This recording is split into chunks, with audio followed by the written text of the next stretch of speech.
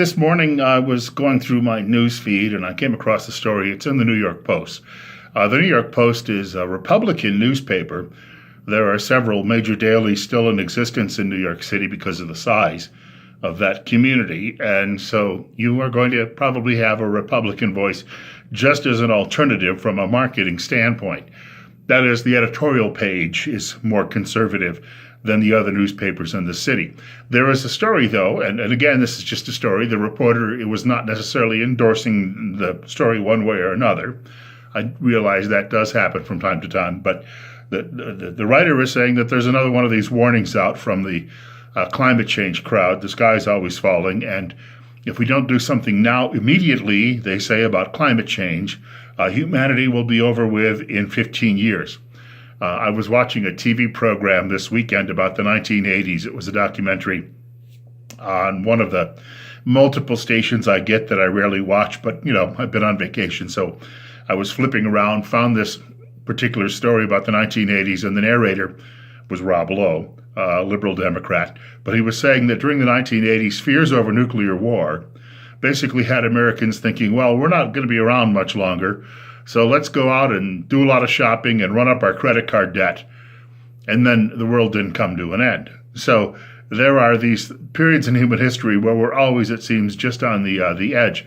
As one of my professors told me back in the 1980s, he had been in the U.S. Air Force for many, many years. He had a different take than a lot of his colleagues. He said, when medieval man was first confronted by the trebuchet or the catapult, that they were completely frightened and thought that perhaps the end of the world was near. And, of course, it didn't happen. So you've got all of these people who are out there screaming that the end of the world is just around the corner, and yet we've heard it before, and that has become the problem. They only scream louder now, and then they accuse us of being climate deniers. Look, climate changes. We've been coming out of the last ice age for 10 or 12,000 years. That's not a surprise. And, of course, sometimes there's setbacks and things move a little here and move a little there. I watched a TV program many, many years ago that was narrated by the late actor Edward Herman, and it was about the history of the planet. And at one point, the Earth turned into one giant snowball. That's what it looked like. And probably the only life would have been in the waters underneath. And then that snowball thawed. So these things happen periodically throughout celestial history. And yet we have seen over the last 10 to 12,000 years some very warm periods and some very cold periods. Luckily, we haven't had a reglaciation. That would be the really serious issue with climate change. It's not warming. It would be things getting colder. So I read all of this, and then I came out of that story, and there was a column that was on the Washington Post website. Now, Pravda on the Potomac is obviously a far left-leaning publication.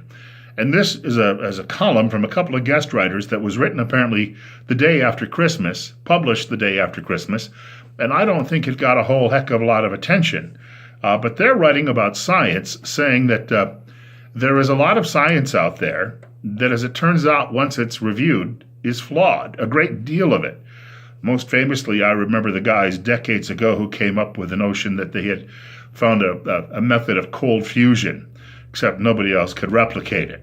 And, it was going to save the planet.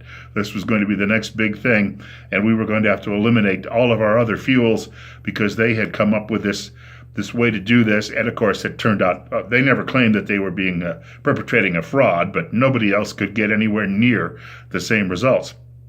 So even in Pravda on the Potomac, there are people who are pointing out that it is not settled science. And the main reason is because a lot of the data that we have comes from people who are flawed, and many of these people are, in fact, not just flawed, but fraudulent. And so there you go. I went to the comments section. I couldn't help myself and commented that the science was settled. How could they mean this? Being a little sarcastic, obviously. I notice whenever I say that in the comments section, just being a conservative is enough to make liberals, their heads explode. So I always enjoy doing that. And so we've got to remember that we've got a lot of people out here who are proposing radical solutions that could starve off billions of people on this planet, they claim, in order to save us. I guess they figured they haven't gotten enough fentanyl into the general population left yet, so they're going to find another way to get rid of us. That is, shut down all industry, take away our motor cars, and we'll just and no fertilizers, and we'll just end up starving to death by the hundreds of millions. Seems to me that the liberals have gone a little bit off the rails. There are several other cheaper solutions. The scientist Bjorn Lomborg, I believe he's Danish, he's been proposing these for years. They make great sense, but he doesn't get a great hearing on the whack job left, which might indicate then that the whack job left's intention is to get rid of people that thinks are beneath it, or that we're not quite up to snuff because we live in flyover country, and they hate capitalism because, of course, most of them have done well by capitalism in this day and age. They just don't think that anybody else apparently should be able to make a profit. So you've got all of these competing ideas out there. I'm reminded of a commentary I heard many, many years ago from the late Howard K. Smith. He was a longtime network television newsman. I used to watch him when I was a kid growing up.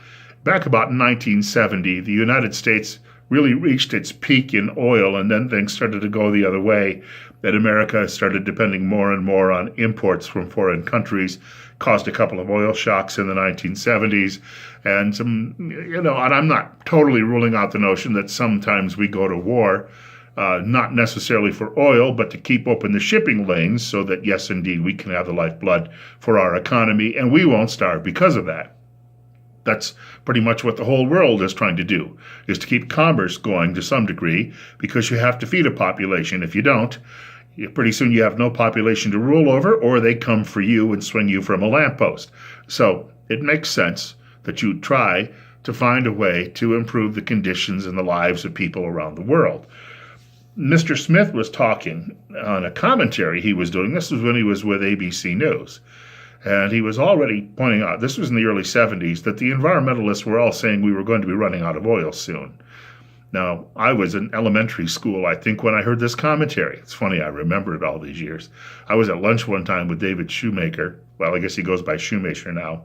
He had worked for CBS and ABC, and I recalled a story he had done on an eclipse. And he said, "You must have been 5 years old. How do you remember that?" And then he told me all the details about the background, about what went into the story.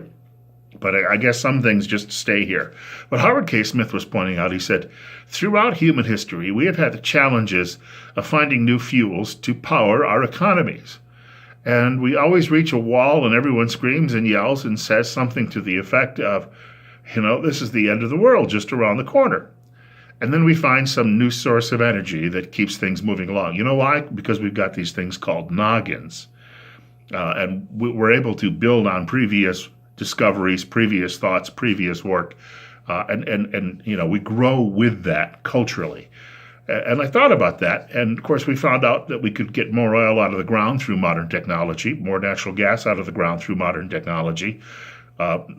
I don't believe that wind power will ever be the answer, but solar power does, obviously, in the long run, when it gets better and technically more sound and is able to collect more energy from the sun, will be an absolute revolution for us on the planet, for everyone really involved.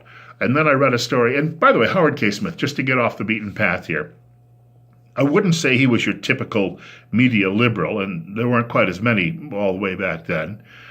But I just wanted to point out that Howard K. Smith, unlike a lot of modern journalists, his son was fighting in Vietnam. If you've ever read the book, I think the book is called We Were Soldiers Once and Young. There was a movie made with Mel Gibson as well, some years on afterward. But Howard K. Smith's son was in that infamous battle in Vietnam in the middle of the 1960s. And he's detailed, his heroism is detailed in the book. If you ever get a chance to read the story, I've got the book's on my shelf at home. I have read it, I should point out too. But the fact of the matter is, we always have ideas that people are coming up with. And while I mention all of this morning I also saw something in my news feed, and a couple of scientists from Sweden say that they have developed a power source, an energy source, and it grows as a source exponentially when it's exposed to sunlight. That is, whatever they're using, some sort of gaseous cloud or whatever it happens to be, that they're using to generate energy, generate power, this is increased when it is exposed to daily sunlight, which is and again, remember, a lot of science out there can't be replicated. But from what I read this morning, this looks like it has some real possibilities. So for all those people out there telling us the world is going to be ending tomorrow, you know, it can come like a thief in the night. We're never sure. I could drop dead walking out of this building today. I could die in my sleep. I could die next week if a rock falls from outer space and hits me on the head. Or, despite even all of my bad habits, I could be like a lot of my uncles and live a good long life. Looking like Jabba the Hutt, but still living a good long life. All right, got to run. I thought I would share some of those thoughts this morning and wish you a great day. We'll be back on the air actually Monday morning, taking Tuesday off for the new year. And then we have somewhat of a full week, Wednesday through Friday. You can hear our program if you're in the Magic Valley of Idaho at News Radio 1310 KLIX, or go online. And you can go to our website, newsradio1310.com, click on the Listen Live icon. And also, there's an app that you can download for our radio station as well. And tune into my program from 6 to 10 a.m. Monday through Friday, with the exception of Tuesday this week. Monday through Friday, 6 to 10 a.m. And that's Mountain Time. And I will quickly note today, even though I'm not working today, technically, I'm trying to get caught up on a few things, but today is the 4-year anniversary of my very first on-air appearance here at the radio station. I do mark these things, not that they're important, but I keep track of them. After all, nobody else does. All right, have a great day. We'll see you soon, and if we don't talk beforehand, Blessed New Year.